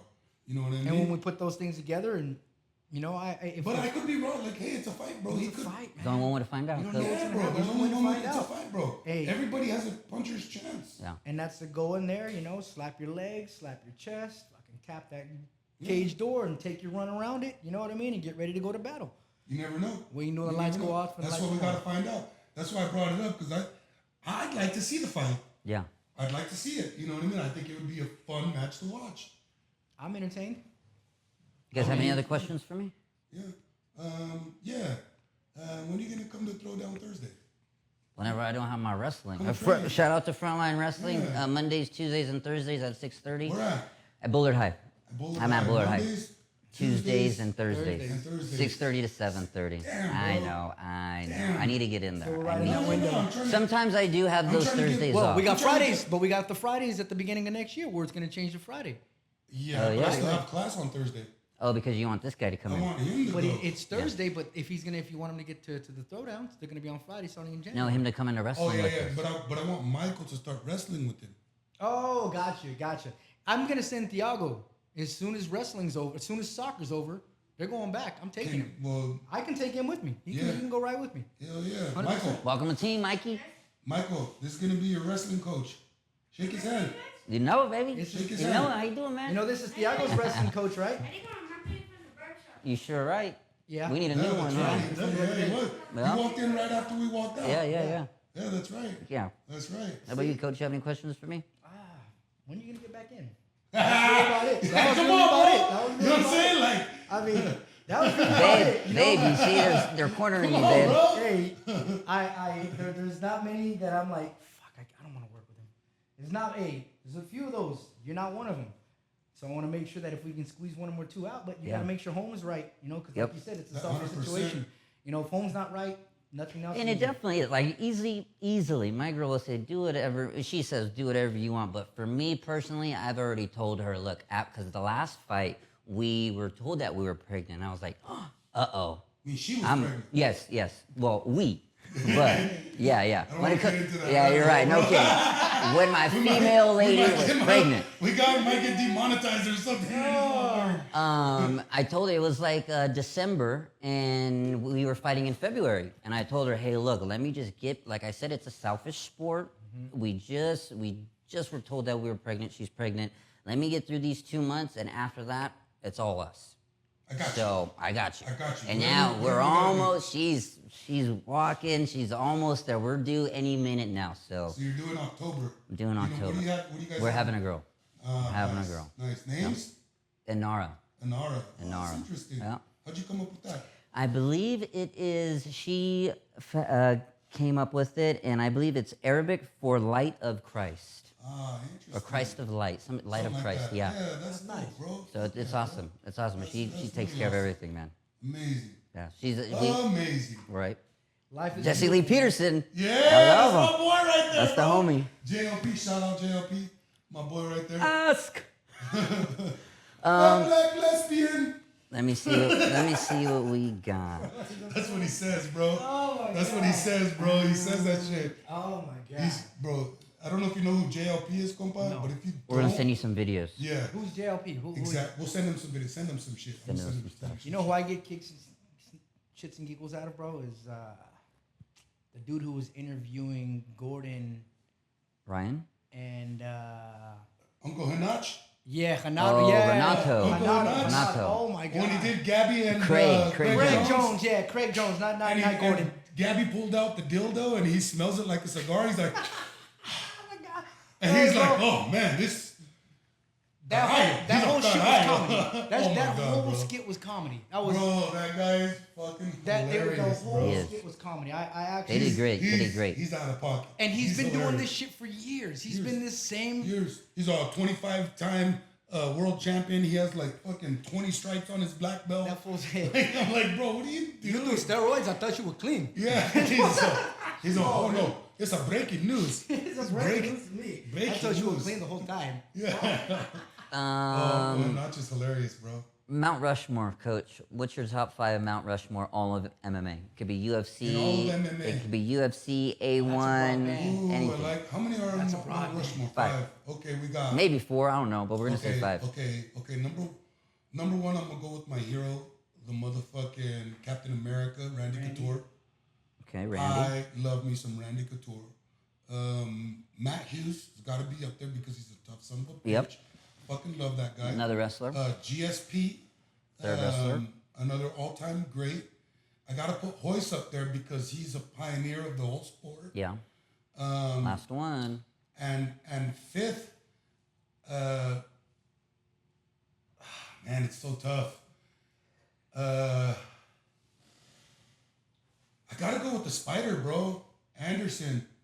You know what I Okay. mean? Like, The striking. yeah, bro. Yeah. Like, I like a little bit of everything. You know what I mean? Something completely different for that time. Yeah, bro. He's Swag. innovator, I mean, bro. he- Swag. Innovator. All those guys were trendsetters. You know what I mean? All those guys like brought something to the sport different than like other that people still use now. Yeah. You know what I mean? Like body lock takedowns for Randy. You know what I mean? That Superman punch. GSP. GSP to the low kick. You know what I mean? Anderson Silva be fucking blapping motherfuckers. You know what I mean? Yeah. Knees to the face, like Matt Hughes against Carlos Newton. You know what I mean? The Ronin when he slammed the shit out of him. You know what I remember mean? that one. And bro, man, the guy got hit by a train and is still alive, bro. Cheese and rice, and people are like, how come he's like that? And he's like weird like that. And I'm like, bro, the guy got hit by a train. He was in a coma for, a month. I remember Like that. he shouldn't even be alive, bro. The nuts. guy's just walking around, God's will. God's still will. fucking teaching. Still like, teaching. Still Bro, teaching. Yeah, no kidding. That guy is amazing. And Rudy, your top 5? I gotta throw Hoist. I have to throw Hoist in there. GSP's definitely in there. I gotta go a little biased. I gotta go throw Daniel in there. It's a good one.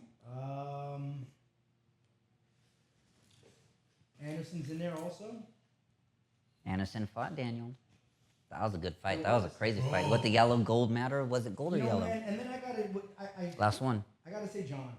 Jones. Oh yeah, John I gotta Jones, say bro. John. That's a good one. The rivalry and everything in between of what we All have. bullshit over the aside. years, all bullshit aside, man. When you look at him skill set for skill set, the man he's that guy.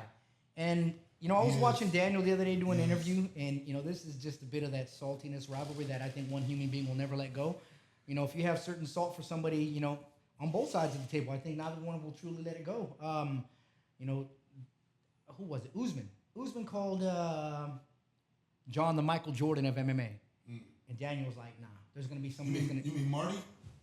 Marty Snoozman? Daniel said that there's going to be somebody in the future that's going to come along and top what John has done in the sport. And, that there is always possibilities for that, but the accolades on what he's done and across the board, man. Yeah, that's a long time. Even if we take away his second fight where he tested positive for steroids with Daniel, Everybody's on steroids. through and through it. When you look at his whole thing, look what he did to Machida. Look at what he did to Glover. Look what he did to Rampage. Look at what he did to countless Gustafsson in the second fight. Countless motherfuckers over the time. I would think the way John Jones is now is how Rampage was if John Jones were to fight Aspinall now. Aspinall's on his way up, John Jones is on his way down, and Rampage was on his way down. John Jones was all those guys. He had great Let me timing ask with you, all those John Jones guys. still fucking kills Aspinall though, bro. But what about the Stipe fight? What about? What about the Stipe John fight? Your opinions? They're both coming back down. I think. I don't think either one of them. I don't think either one of them. Kind of in the same position. They are, and they were gonna sit here and say, well, Randy hasn't fought since he got, not Randy, I'm sorry, Stipe hasn't fought since he got knocked out by Ngannou. True, John's got a minute and a half of a fight when he fought Surreal, and submitted him. I was about a minute and a half into that fight. That was actually a pretty good fight, bro, until it went to the ground. Until it went to the ground, yeah.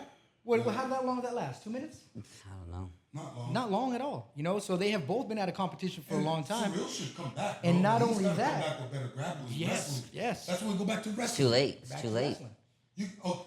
Going back to that though, once you wait too long to start wrestling, you can never catch up to a lifelong of wrestling. No. I Back to don't- what I we agree. said about the You just 6-month can't. window. You can't. No, you You know can't. what I mean? All right, guys, last thing. Coach, you got a 15-year-old right now who is going to come to you in 6 years. Look in the camera and give him the best advice for him before he gets there. What's the best advice for him? Best advice what I would give you is whatever high school you're at, start wrestling. Whatever high school you're at. Why? Because it's free. It's fucking free. And it's hard. And it's so difficult. But then and why would I do it, Coach, if it's so difficult? Because nothing worth having in life is easily attained. Nothing worth having in life is easily attained. You want something that's going to give you some satisfaction where you're like, I did that. Challenge yourself. You got to chop it a sugar cane before you get the sweetness. Yeah.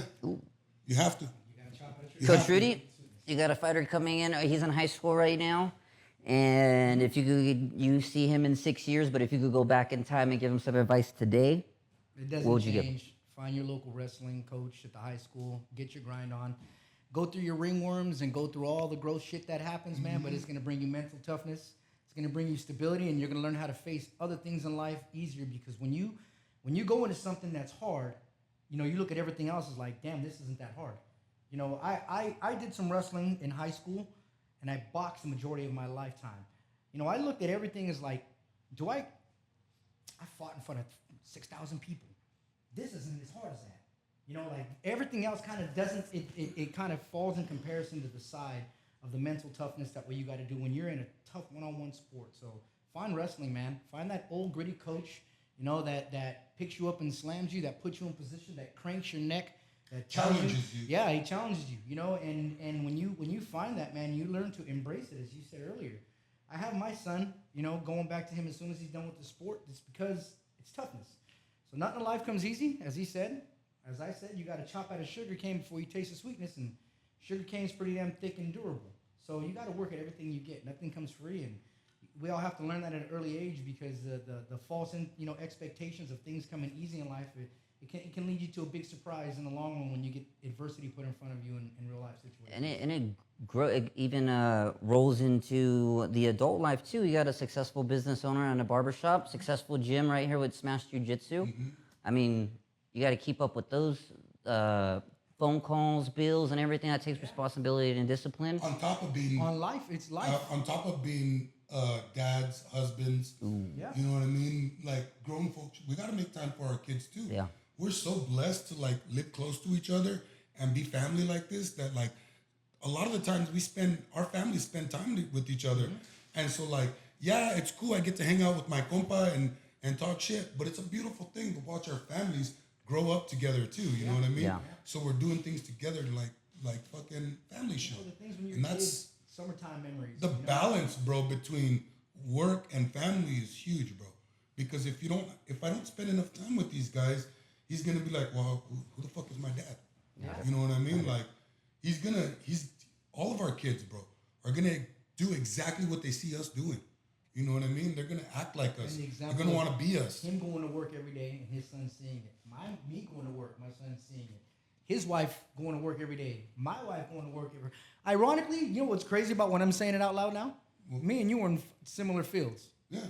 Our wives are in similar fields. Yeah. You know We're what I mean? teachers. Yeah. We're teachers. Yeah. So it's like, you know, this whole thing together of when I first met him, when I was his coach. My dad was his coach. My dad was my coach. It turned into when my dad stopped doing it, I just kind of took it on over. That led us to be Because we to still where we're at. needed Yeah. somebody. That just led us to being where we're at today, you know, and the family bond that we have. You know, the label of me being blessed to be able to have him as a godson, it's a blessing that he believed in me and my wife enough to hold that badge, that merit. But you know, I don't think the label would have changed as who we are as you know, Right. I think we'd still be gravitating towards each other in this family, bro, the way we are, because it's quality people. Right. When you have quality 100%. people in your life, man, things, you know, life is always hard, man. So to have something nice and something dependable and reliable in there, you know is going to be good for you and good for your family, it's always good to have, man. And that's my guy 100%, right bro. here. So, you know, this is our balance that we have, man. And, you know, 100%. we make mistakes as dads on a daily basis, as coaches on a daily basis. As husbands. As husbands, but it's up to us, man, to make sure that we pass the knowledge, and I'll call him on something as he will me.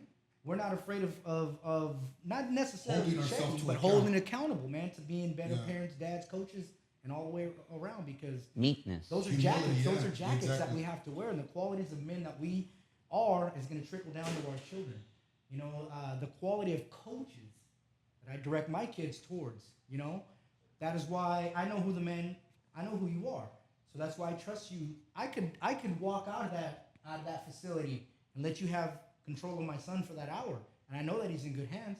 You know, and 100%. for a dad, as me, to leave my son with somebody, bro, Huge. like that doesn't happen. Yeah. You know that, as he does with me, as I do with him. Yeah. You know, the other night he asked me to go out if I could watch kids for him, and I'm like, man, if a bear breaks into this house, he's gonna have to get to me before he gets to your kids. They're safe, and I feel the same with him. 100%. If my kid's over there with him, so just gravitating towards good people in life, man. I was able to come across him with fighting. And fighting, you know, for me, and wrestling, all this athleticism, it's drawn me towards nothing but good people. Have you had bad apples? You know, of course, that's just life. You know, but you learn to pick those bad apples out and continue to nurture off of the good apples that are in front of you. And, you know, here we are as coaches and brothers in this thing that we do, man. And Living the dream. Yeah. Trying to make it better than it was yesterday, you know, and that's really about it, man. So Yeah, on that note, tell them your Instagram, Rudy, and where they can follow you. The Slick Boxer, SLIKBXR, and Instagram. Facebook is just Facebook Rudy Cruz. They need a Oh, my mic haircut? right They need a here. barber? Oh man, you need my bad. You need a haircut in this corner cuts, man. 4843 East Cesar Chavez Boulevard. Here's a Houston, display. Canyon. Nice good Yes. fades, nice good Yeah, comb model. over. Another one over here sitting down, but Yeah. you know, if you get a chance, you need a cut, man. You know, come see me. You need some good grappling. Come see Coach. I'm You over need some at good grappling wrestling. Come see other coach over here. I'm over at Dethrone Mixed Martial Arts on Clovis and Clinton. You can follow me on Instagram at Sensei Mike Moreno. Same thing for the book at Sensei Mike Moreno, and yeah, come by and check out 559 Fights. We do a show every month. Next month we got one coming up, or this month actually. We're already in October. October's here. That's here. At the Visalia Convention Center. Come check us out. Nice. Give us a chance. Heck yeah. Give us a shot. Thank you, fellas. I appreciate Thank you guys you, bro. coming. Always No good. big offer, Appreciate man. you, brother. Got Appreciate it. you. Got it. All right, guys. Episode 3. Check you out. Chicken blood. Chicken blood. Yeah, boy. Time to sign the contract.